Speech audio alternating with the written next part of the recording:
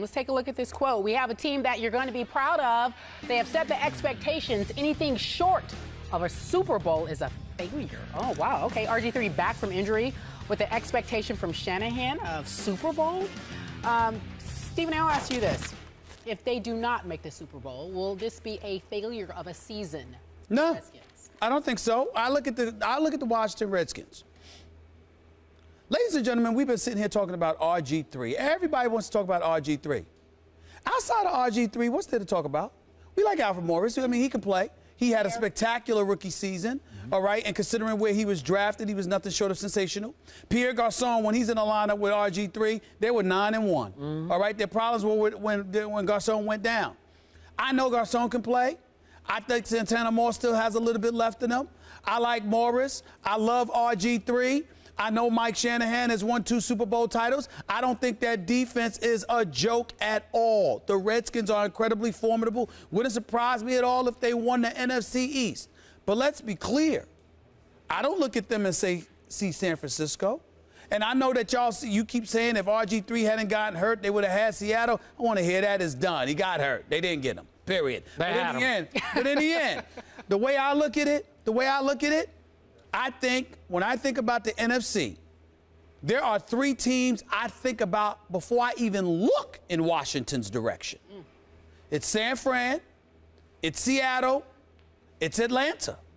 I look at those 3 teams before I even think about the Redskins. So what I'm saying to you is, it wouldn't surprise me if the Washington Redskins went to the playoffs. I expect that. It wouldn't surprise me if they ended up in the NFC Championship game. But what I'm saying is, to act as if it's Super Bowl or bust, well, that attaches a level of expectations to them I'm not giving them.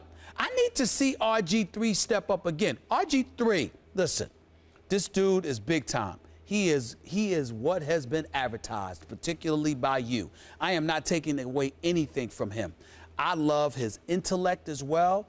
I love his value system. I love a lot of things about this kid. This kid is special, and I'm not hating on him by any stretch of the imagination. And I love me some Chocolate City, baby. So I want a reason to go there. That's even more of a reason to go there. But let's be clear. There's been a lot of talk about RG3. He's got to show up second go round. You got some stuff to live up to, even more so than Kaepernick, even more so than Russell Wilson, even more so than Andrew Luck, because some of the attention, not all of it, but some of the attention that has come RG3's way, which is the reason there are expectations on Washington Redskins' shoulders, some of those expectations is because of RG3 himself and how he's ate up all this attention, all of this hype, and he's lavished in it to the extreme in some occasions. You got to show up and produce and show that your rookie year was no fluke. I agree. And all I'm saying to you is this. I believe he will, just not to that level yet. I don't see the Redskins winning a Super Bowl. I see them going to the playoffs. I see them being a potent threat and a team to be respected. But Super Bowl or bust, they've done nothing to deserve those kind of expectations. What have I been saying the entire offseason? Super Bowl contenders. I love this coach, a quote from Mike Shanahan, the head coach. I love this team. I love what RG3 could be this year.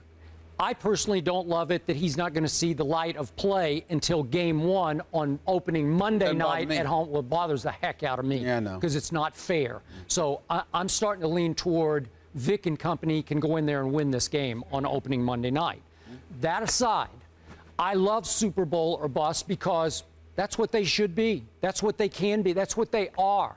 Again, Arakpo is back on the opposite side of Ryan Kerrigan, who last seen on Monday Night Football against your Pittsburgh Steelers was wreaking havoc.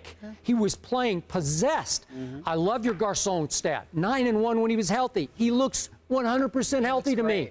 And Fred Davis was RG3's security blanket for the first half of the year or so until they played at your Giants. And he blew out his Achilles tendon. They didn't even have Fred Davis. And he appears that he will be healthy this year. So what's not to like about this team?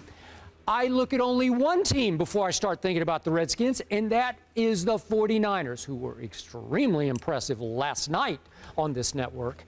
And yet, Stephen A., Seattle, Atlanta, Washington, they're all the same to me. I give these guys a great shot. So why shouldn't he say Super Bowl or bust? Well, again, because I could see NFC Championship game. I never said he should not have said it. What I said is, the question is, what do I make of it? Because I'm thinking along the lines of, if you are Super Bowl or bust, the expectation is a Super Bowl championship. Not just in your eyes, because if you're a competitor, you're going to go out there thinking you can win every game. But in the eyes of those on the periphery, is this team worthy of Super Bowl or bust expectations? The San Francisco 49ers ran out of time. That's why they lost the Super Bowl to the Baltimore Ravens, because they didn't show up in the first half. They put themselves in a hole, and they didn't have the time to dig themselves out of. They have a right to have Super Bowl or bust. You look at Peyton Manning and the Denver Broncos with the weapons that they have, along with the absence of parity that exists in the AFC, particularly with all the trouble that New England has had, despite the fact that we still are confident they'll make it to the postseason. You can understand why Denver would have a Super Bowl or bust expectation, because you have a dude in Peyton Manning who you call the greatest regular season quarterback in NFL history. Those things make sense. The Redskins just returned to the map. We forgot about them for a decade. So all of a sudden you come up last year and you got RG3, and all of a sudden we sitting there, we supposed to bloviate about you and how you gonna stick out your chest. Super Bowl, Super Bowl, Super Bowl. Excuse me.